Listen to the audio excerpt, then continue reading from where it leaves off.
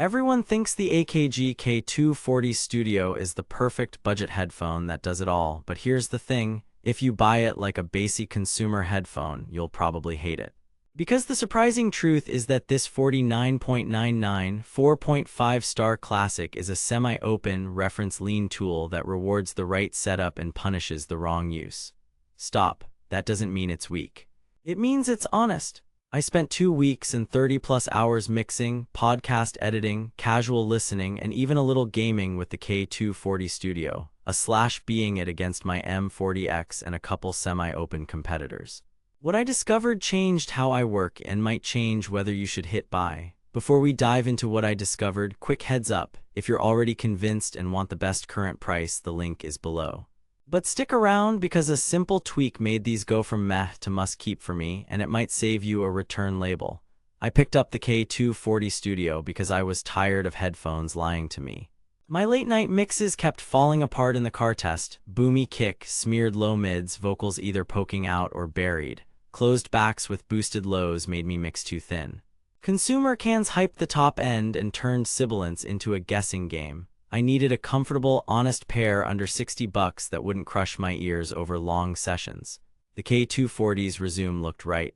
Semi-open, circumoral design for a little air, 55 ohm impedance, those 30 XXL transducers with AKG K240 diaphragms, a self-adjusting headband I could set and forget, and a single detachable 3-meter cable with a mini XLR lock and a screw-on 1/4-inch adapter.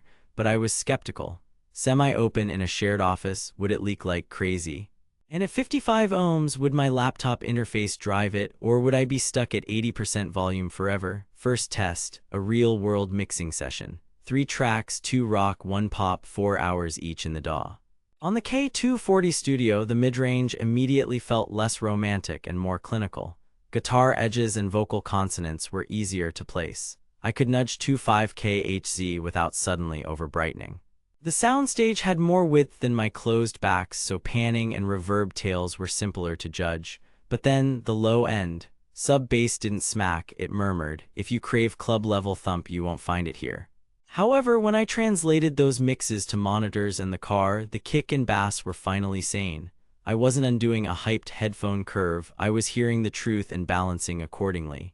Second test, tracking vocals. Here's where semi-open shows its teeth. The K240 leaks, not like a sieve, but enough that a hot condenser can catch click track bleed in quiet sections. If you're a solo creator tracking in the same room as your mic, these are not your best choice. My closed backs still win for tracking isolation. But then, for comping and editing those takes, the K240's mid-detail made mouth noises and sibilance jumps obvious without fatigue. Third test, podcast editing and long zoom blocks. Comfort is where the K240 scores a quiet, decisive victory. The self-adjusting headband just works. The over-ear pads sit without hot spots and clamp is gentle. I did a 4-hour dialogue cleanup with 0 hot ear fatigue. The 3-meter single-sided cable is a blessing at the desk and a curse if you move a lot. It can snag, but the mini XLR lock is rock solid, and swapping cables is easy if you want a shorter run.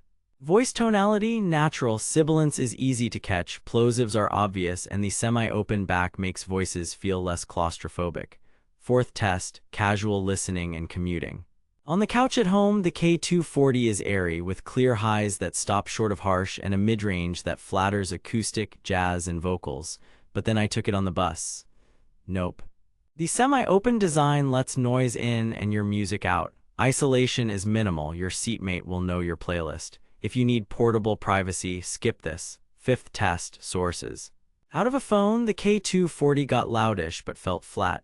Plugged into a small USB interface and a tiny dongle DAC, they woke up. Dynamics improved, bass tightened, and the highs gained control. Despite being 55 ohms, sensitivity isn't sky high. Give them a bit of clean juice and they scale.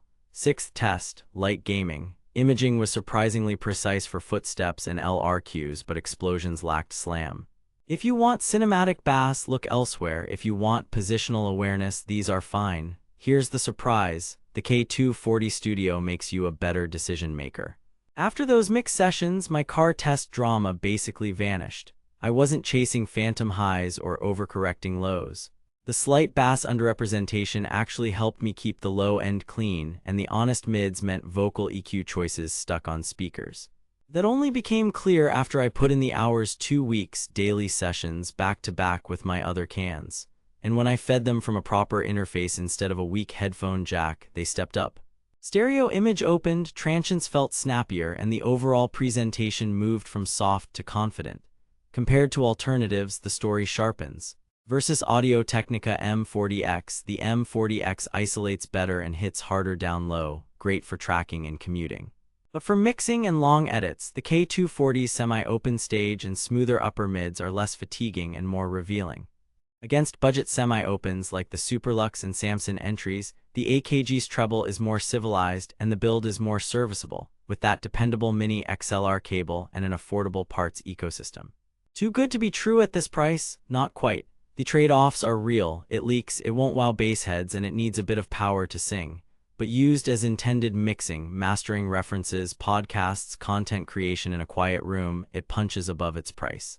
Now that you know the K240 Studio shines with a little amplification in quiet spaces, grab it while it's hovering around that $49.99 mark. Prices and stock do move. Links in the description for the best current price plus a spare mini XLR cable and an affordable interface if you need one. Bottom line, the AKG K240 Studio is not a do-everything crowd pleaser. It is a purpose-built semi-open circumoral tool that rewards careful listeners. If you're a home producer, podcaster, voice editor, or audiophile who values honest mids, stereo precision, and all-day comfort, this is a steal. If you track vocals next to a live mic, commute in noisy spaces, or crave subwoofer bass, look elsewhere. For the right user, it's a classic for a reason. Think of it as a microscope for your mix, not a party in your ears.